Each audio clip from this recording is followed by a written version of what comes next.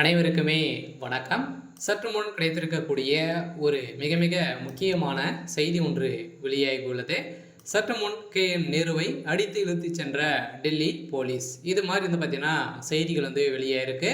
So அனைவருக்குமே தெரியும், செந்தில் பாலாஜியை தொடர்ந்து KN நேருவை அவர்களுடைய குறிவைத்து இப்போ அதிரடியாக பார்த்தீங்கன்னா நேருடைய வீட்டில் அவருக்கு சம்மந்தப்பட்ட அனைத்து இடங்களிலுமே ரைடுகள் நடந்திருக்கு. அதே மாதிரி பார்த்தீங்கன்னா அரசியலில் ஒரு மிகப்பெரிய பரபரப்பை ஏற்படுத்தியிருக்கு. ஸோ அதெல்லாம் பார்த்தீங்கன்னா இதன் அடிப்படையில் KN நேருடைய வீட்டில் பார்த்தீங்கன்னா அதிரடியாக ஸோ அவருடைய அரசு பணியில் நியமனத்திற்காக ஒவ்வொரு பணிக்குமே பார்த்தீங்கன்னா 35 லட்சம் ரூபாய் பார்த்தீங்கன்னா பெற்றதாக எழுந்த குற்றச்சாட்டின் அடிப்படையில் இப்போ திமுக அமைச்சர் KN நேரு அவர்களுடைய வீட்டில் அதிரடியாக ரைட்டில் நடந்திருக்கு. அதிகம் பார்த்தீங்கன்னா 888 கோடிக்கு மேலே பார்த்தீங்கன்னா அவருடைய வீட்டில் பணங்கள் கட்டுக்கட்டாக சிக்கியிருக்கு அப்படின்ற மாதிரி பார்த்தீங்கன்னா இப்போ ஸோ தகவல் வழியாக இருக்குது. ஸோ இந்த தகவலின் அடிப்படையில் KN நேருடைய கதை ஒட்டுமொத்தமாக முடிந்திருக்கு. அதே மாதிரி திமுகவுடைய தலைமையத்துக்கும் ஒரு மிகப்பெரிய சிக்கல் வந்திருக்கு. சில பார்த்தீங்கன்னா திடீர்னு இன்று காலை KN நேரு அவர்கள் திடீர்னு ராஜினாமா செய்திருக்காரு.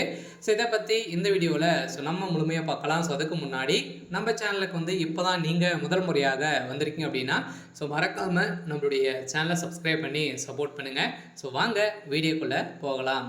ஸோ பார்த்தீங்கன்னா KN நேரு அவர்கள் திமுகவுடைய ஒரு முக்கிய அமைச்சர், மூத்த அமைச்சராக இருக்கார். ஸோ அவர் பார்த்தீங்கன்னா இப்போ சமீப காலத்தில் அரசு பணி நியமனம் செய்வதற்காக தலா ரூபாய் 35 லட்சம் பெறுவதாக எழுந்த குற்றச்சாட்டின் திமுக அமைச்சர் KN நேருவை குறித்து சிடி செயல்படுவதாக தெரிவித்திருந்த நிலையில் இதைத் தொடர்ந்து தமிழ்நாடு அரசின் நகராட்சி நிர்வாகம் மற்றும் குடிநீர் வழங்கல் துறையில் அமைச்சராக ஸோ KN நேரு அவர்கள் இருக்குது. ஸோ இந்த பணியில் ஊழல் நடப்பதாக அமலாக்கத்துறை தாக்கமான குற்றச்சாட்டை முன்வைத்துள்ளது. ஒவ்வொரு பணியிடத்திற்குமே தலா 25 முதல் 35 லட்சம் ரூபாய் வரை லஞ்சம் பெற்றதாக அமலாக்கத்துறை கூறி ஆதாரத்துடன் பார்த்தீங்கன்னா தமிழ்நாட்டு டிஜே கடிதம் பார்த்தீங்கன்னா இப்போ வெளியிட்டிருக்காங்க. ஸோ இந்த குற்றச்சாட்டு தற்போது அரசியல் ரீதியாக பெரும் அதிர்ச்சியை ஏற்படுத்தியுள்ளது. குறிப்பாக அந்த துறையை சார்ந்த அமைச்சர் KN நேருவை நேரடியாக குறிவைத்து அமலாக்கத்துறை நடத்திய இந்த நடவடிக்கை அரசு மற்றும் மத்திய அமைப்புகள் இடையே மோதலை